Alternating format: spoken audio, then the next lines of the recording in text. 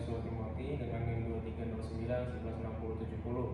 Pada hari ini saya akan mempresentasikan hasil tugas kami, yaitu Sistem Manajemen Layanan Teknologi Informasi Fakultas Teknik. Pada proses pertama terdapat proses bisnis organisasi.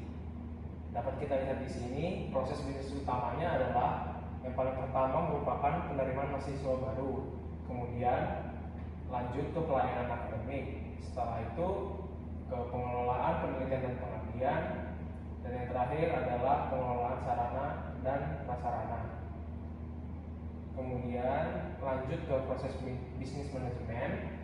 Yang pertama itu ada manajemen SDM, dosen dan teknik atau tenaga didik. Kemudian dilanjutkan ke pencatatan transaksi dan laporan keuangan, kemudian ke pemasaran dan promosi program studi, lalu ke kerjasama dan kemitraan.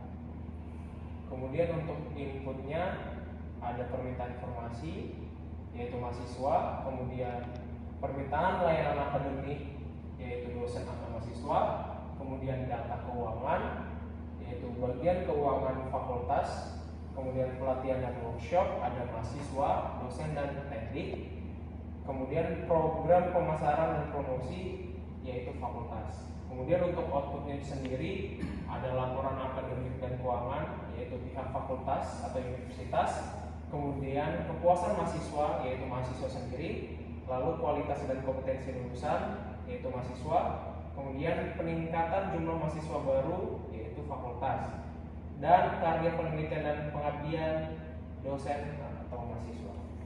Kemudian lanjut ke isu internal dan eksternalnya. Untuk internalnya yaitu sistem informasi akademik. Yang kedua adalah kualitas layanan akademik. Yang ketiga manajemen SDM. Yang keempat manajemen sarana dan prasarana.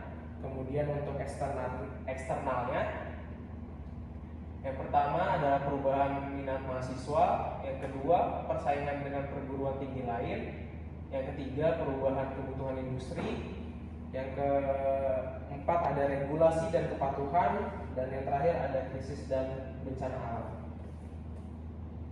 Kemudian ada pemetaan layanan, yaitu layanan akademik, kemudian layanan penelitian dan pengabdian, layanan kemahasiswaan, layanan sarana dan prasarana, dan yang terakhir adalah layanan administrasi dan umum. Kemudian kita lanjut ke slide kebutuhan pemangku kepentingan. Untuk pemangku kepentingan yang pertama ada mahasiswa, dengan harapan kualitas pendidik yang baik, fasilitas lengkap, biaya kuliah yang transparan, dukungan akademik dan non-akademik. Kebutuhannya adalah laboratorium dan ruang kelas memadai, layanan administrasi cepat, kesempatan magang atau kerja praktik.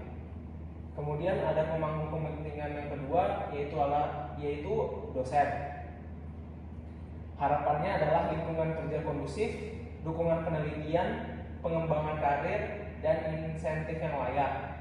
Kemudian untuk kebutuhannya akses ke sumber daya penelitian, pelatihan kompetensi, sistem penilaian kinerja yang adil, dan dukungan administratif. Kemudian untuk pemangku kepentingan yang ketiga, yaitu ada penghargaan dan pengakuan atas kinerja, lingkungan kerja yang aman, dan kesempatan pengembangan diri. Lalu kebutuhannya adalah pelatihan teknis dan administrasi, kemudian fasilitas kerja yang memadai, sistem kerja yang jelas, dan teknologi pendukung. Kemudian pemangku kepentingan yang keempat ada pemimpin fakultas dan universitas, dengan harapan reputasi akademik tinggi, akreditasi unggul, peningkatan jumlah mahasiswa dan penelitian, serta kontribusi pada masyarakat. Serta kebutuhan mereka adalah sistem manajemen terintegrasi, kemudian tata kelola yang baik, laporan kinerja yang transparan, serta dukungan IT. Kemudian pemangku kepentingan yang kelima ada industri dan dunia kerja, dengan harapan lulusan yang kompeten, siap kerja, inovatif, serta memiliki soft skill yang baik. Kemudian untuk kebutuhannya yaitu kurikulum yang sesuai kebutuhan industri, program kolaborasi, riset, magang, dan kerjasama dalam rekrutmen. Kemudian pemangku kepentingan keenam yaitu pemerintah dengan harapan kepatuhan terhadap regulasi pendidikan, standar mutu, dan kontribusi pada pembangunan daerah atau nasional. Kemudian untuk kebutuhannya yaitu adanya laporan akreditasi, kurikulum sesuai KKNI dan MBKM, serta pelaksanaan tridharma perguruan tinggi. Kemudian pemangku kepentingan yang terakhir yaitu masyarakat dan orang tua dengan harapan lulusan berdaya saing tinggi, beretika, dan berkontribusi pada pembangunan daerah.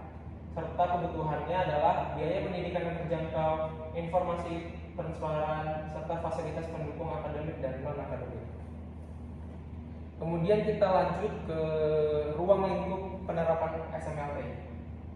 Untuk yang pertama itu ada dekan, lalu dilanjutkan ke prodi, kemudian ke dosen, dan yang terakhir ke mahasiswa.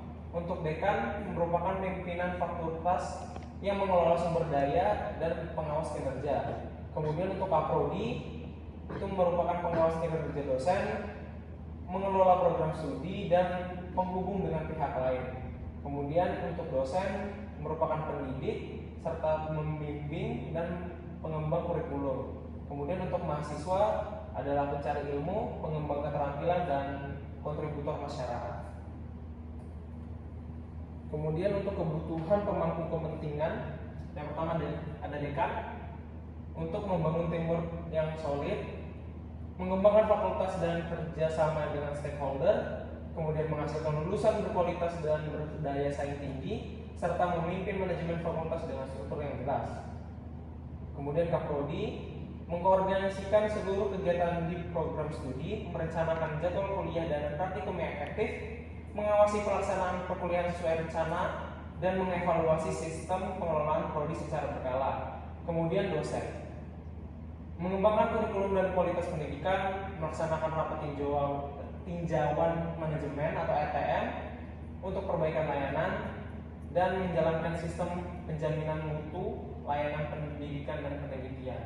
Dan yang terakhir adalah mahasiswa, terlibat dalam manajemen fakultas yang jelas dan transparan, kemudian menjadi responden survei kepuasan untuk peningkatan layanan, dan dapat dukungan fasilitas dan kerjasama dengan industri. Kemudian di sini dapat kita lihat struktur organisasi manajemen layanan. Untuk yang paling atas ada dekan, kemudian turun ke wakil dekan dan keuangan, serta wakil dekan akademik dan kemahasiswaan. Untuk wakil dekan umum dan keuangan turun ke unit teknologi informasi fakultas, kemudian lanjut ke tenaga kependidikan, lalu ke staf administrasi. Setelah itu lanjut ke laboratorium, lalu ke mahasiswa. Untuk wakil dekan akademik dan kemahasiswaan lanjut ke kaprodi, ke dosen, lalu ke mahasiswa. Kemudian kita lanjut ke peran, tanggung jawab, dan otoritas keorganisasian. Yang pertama, peran dekan bertanggung jawab menetapkan kebijakan, mengarahkan visi layanan, dan menyetujui rencana dan anggaran. Kemudian wakil dekan di bidang akademik dan kemahasiswaan bertanggung jawab menjamin sistem akademik berjalan naik, mengawasi mutu pembelajaran digital, dan kemudian wakil dekan bidang umum dan keuangan itu bertanggung jawab atas mengatur alokasi dana, merata infrastruktur layanan TI. Kemudian ada kepala program studi atau kaprodi bertanggung jawab atas menyampaikan kebutuhan layanan tiap prodi, mengawasi implementasi TI dan lingkup prodi. Kemudian untuk unit teknologi informasi fakultas merancang, mengoperasikan, dan memelihara sistem, menyediakan helpdesk dan evaluasi kinerja layanan. Kemudian peran dosen bertanggung jawab atas menggunakan TI untuk pembelajaran dan penelitian, memberikan masukan layanan, dan mendidik mahasiswa dalam pemanfaatan sistem. Kemudian ada peran tenaga kependidikan, yaitu staf administrasi dan laboratorium. Mereka bertanggung jawab atas mengoperasikan aplikasi administrasi, memberikan layanan yang cepat, mendukung pengelolaan data. Kemudian lalu ke laboratorium. bertanggung jawab atas menyediakan fasilitas praktikum, dan yang terakhir adalah mahasiswa, bertanggung jawab atas menggunakan sistem secara tertib, memberi umpan balik, serta menjaga etika pemanfaatan teknologi.